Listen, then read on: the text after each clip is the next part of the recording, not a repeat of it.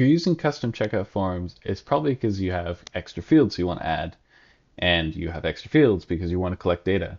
But by default, that extra data is just going to a little spot in the corner of your order, and then it dies.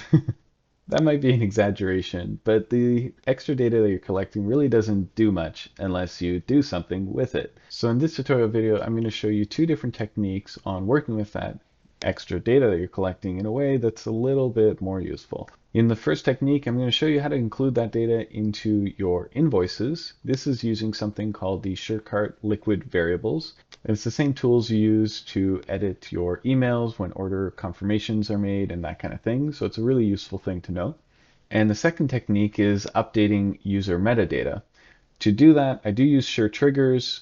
Nothing I'm using is from the Pro tool side of it, so you can follow along with using just the free version of SureTriggers. Now, these two techniques are vastly different. If you find yourself learning about the liquid variables and you're yawning and you just don't care, just skip to the other technique. I won't be insulted if you don't watch this video in its entirety. Now, if you didn't watch parts 1 or 2 of this little series, I'm going to show you what the subscription form is that we came up with during that to give you some context what we're working with. I also made a little change, so this is kind of context for everyone. I have this custom form, and I just have two extra fields that I've added. I have this set of radio buttons, and I have this text area. Now, if I click into this radio button, up here, it's really just the label, and you get to decide if it's required or not. You have to kind of go into the options to pick out the variable name and the value for that option. So they will all have the same variable name. Bonus tip, when things need to be exactly the same, don't try to type it, you copy paste that religiously. The reason I'm so intense about that is because I've actually lost backlinks by trying to type out my home page on directories and then only learning months later that I had typed it wrong and there was a typo there. So now when typos count, I always copy paste. And I think you could learn from that too. Or don't. Have fun. Okay, getting back to this. So I have my radio buttons and the variable name is skill level. And for my text area, the variable name is tutorial request. We're going to actually work with the tutorial request variable first in our first technique, and that's going to be to add this text area to the invoices after an order is made. So we actually have to completely get out of our website, and we're going to want to go to the SureCart dashboard. That's app.surecart.com. Make sure you're in the right store. Don't be modifying your invoices for some other client. And you'll want to go and select invoice. What you're greeted with here is the invoice template. And this is just some HTML with, this is Tailwind CSS. I don't actually know Tailwind CSS, but guess who does? GPT. So if you need to make things happen, that's how I make it happen, and it works just fine. Now the result I'm looking for looks like this. So when I come back in here, basically what I'm trying to do is just find the right spot. I can see my shipping methods, and here's the description, and I want it to be just above that. So this is essentially the spot I want to work in. Now it's important to note that this will actually change past invoices as well, which is kind of odd. I think my personal preference would be that it would lock in your invoices into an older version, but I guess there's also some use to it changing the old ones. Hard to win in all scenarios there. Anyways, if we come over here, this is, for example, the first test invoice that I set up on this site, and this is just like the normal setup. And if I go back here and I go test invoice change and do make sure to save. If you hit preview invoice before saving, it'll actually delete your saves. So really make sure to hit save first. And I come back here and I refresh. There you go. You can see that I am landing where I wanted to put that tutorial request variable later. and you can see that this is a past invoice and it's being changed with our new template. And I want to take a look at these liquid variables. I've included a link to the documentation so you can take a look at that. So returning back to our invoice template, we look at our liquid variables. We're going to scroll through all of these, and you can just kind of read through, see what's actually useful to you. Now what we want is this metadata here. We're going to do metadata dot custom field. In our situation, it's the tutorial request variable. And this took me a little bit to figure out, so I'm just going to tell you this is actually nested inside of checkout. So it's checkout.metadata dot our custom field name. So in this case, we're going to do the double brackets like they have for all the liquid variables.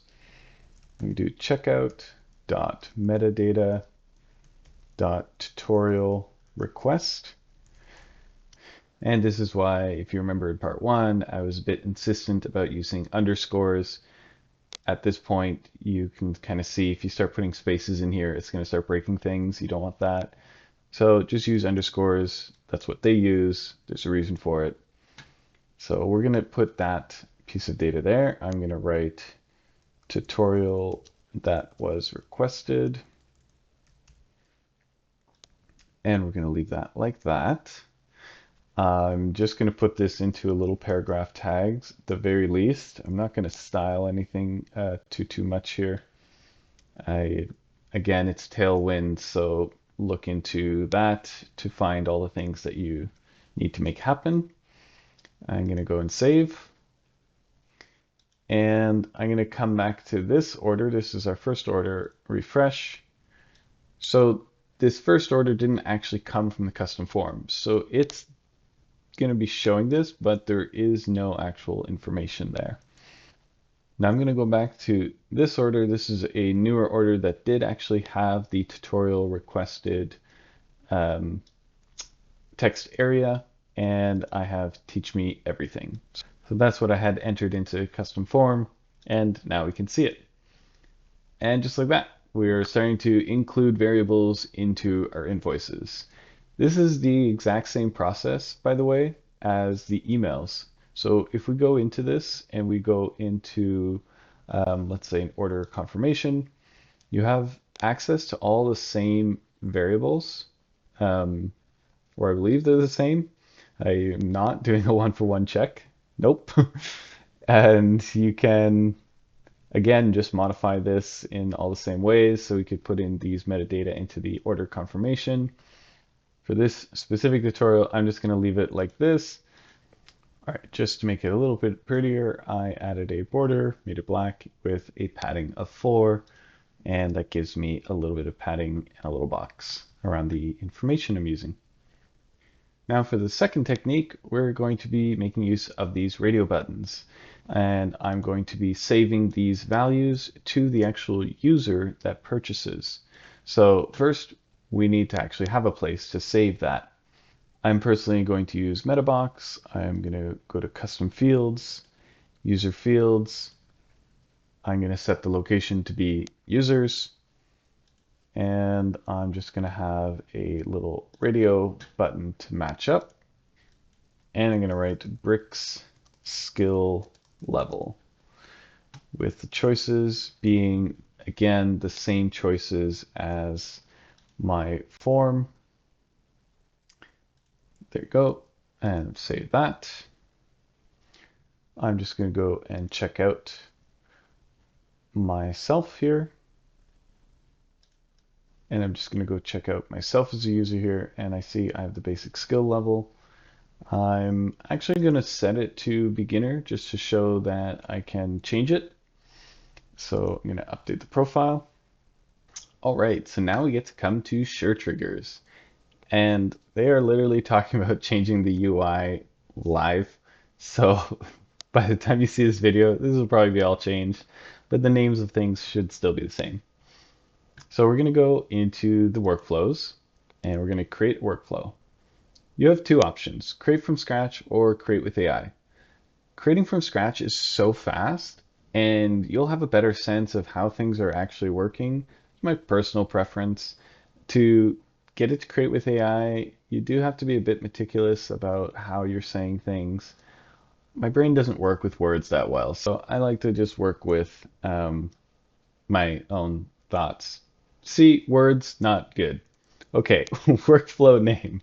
This is going to be update user skill level from order.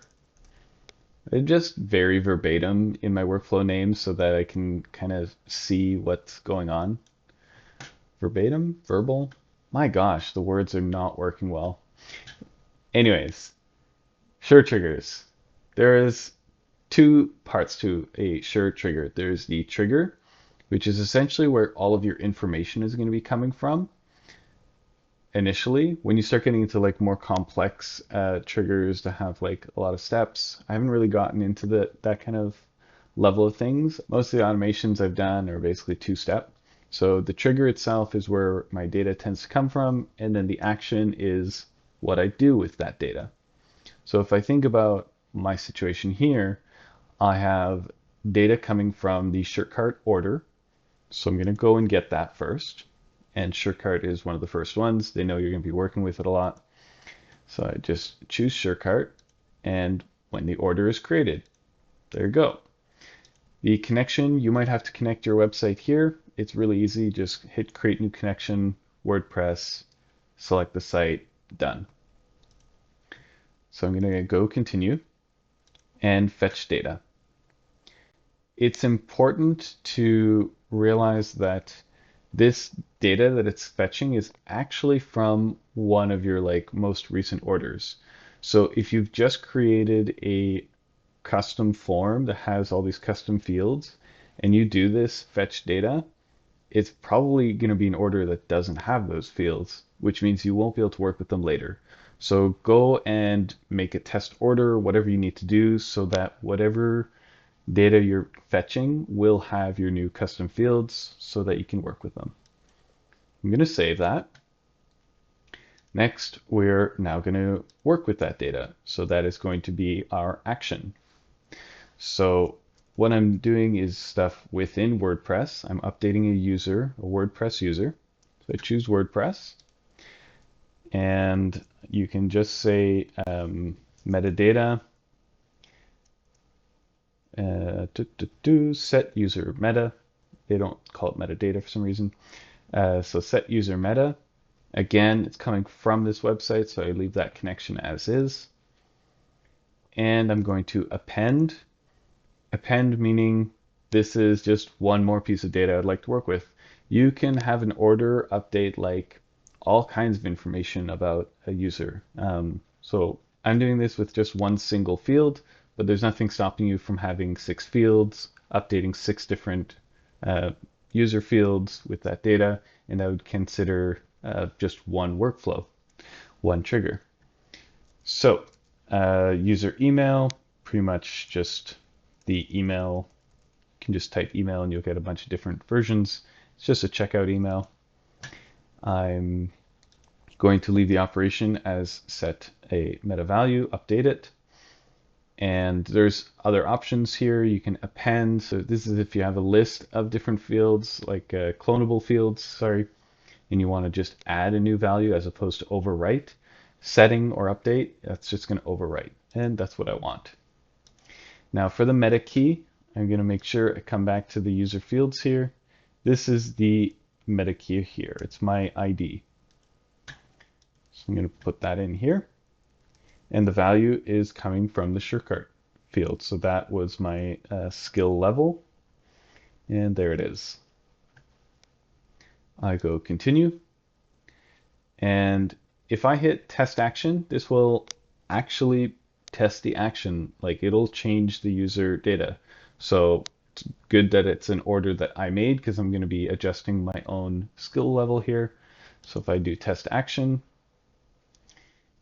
hopefully you get a green check mark. If you get a red something, something's gone wrong, and reach out to support. They're pretty quick about that kind of stuff. I'm going to save. And I'm just going to go and check that my user has been updated. There you go. The level has been changed to advanced. So that's pretty cool. Now, whenever someone orders on my website, they're going to choose the brick skill level that they have. If they're ordering on my standard form, which doesn't have that metadata, it's not going to affect anything. It's just going to leave that blank, which is fine. But if they do go through my subscription form, they're going to be including their brick skill level, and then I get to save that in the back end. And that's all automatic. I don't have to touch anything. And later on, I can also, use Metabox to make that one of my columns, so I can organize my users by skill level, that kind of thing. So it's kind of fun that you can kind of build databases in this way. And that's it for this little mini series on custom forms. It's really just meant to open your eyes to what's possible and get you playing. Uh, for me, for sure, SureTriggers and linking up that kind of information. They don't advertise just how much you can automate within WordPress. I'm a bit budget conscious, so I don't have access to all of these different softwares they're connecting to. So that part is really not interesting to me, and that's their biggest selling point. So I actually am a small business owner. I run a therapy clinic and I have a team of over 30 therapists, and I'm the only one doing any kind of IT admin stuff, and I manage it all through WordPress using things like SureTriggers, um, managing contracts, all that kind of stuff. So it's super useful to work with things within WordPress, and I'm not sure why they don't advertise those kinds of automations more. If you're also interested in that kind of internal WordPress automation, and you've been avoiding SureTriggers and even looking into it because you just figured it was for connecting to Asana and all these like paid tools that you just don't have, consider checking it out. I do have an affiliate link. Obviously, that helps me out when you use that. It's legitimately a super useful tool. Well, that's it for this mini series. Of course, ask your questions if you got them. Cheers.